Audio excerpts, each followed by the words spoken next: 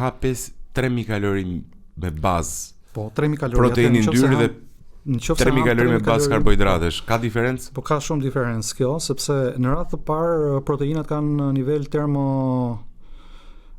energjetik më të lartë. Domethënë ato kanë nevojë për një sasi më të madhe energjie për tu metabolizuar, sepse proteinat që dim 30% e saj 30%. Po 30% e energjive që sigurohen për ty duhet shfrytëzohen pikërisht për të realizuar proceset e digjestionit të thithjes në tretjes. Për t'ia bëjmë thjesht, nëse ha një kalori protein, 0.7 ngelen ty 30% e harxhon për ta procesuar atë. Për ta procesuar, sepse nuk ndodhe njëjta gjë me proteinat ndodh kështu që zbërthehen aminoacidet të veçanta dhe pastaj ato rigrupohen nga organizmi përsëri duke formuar proteinat e organizmit. Proteina është makronutrienti bazë. Makronutrienti me bazën e cilin ndërtohen gjitha indet në organizëm, muskujt, lëkura, kockat, hormonet, sistemi imunitar, çdo gjë në organizëm ndërtohet, është building blocks për ndërtimin qelizor të organizmit.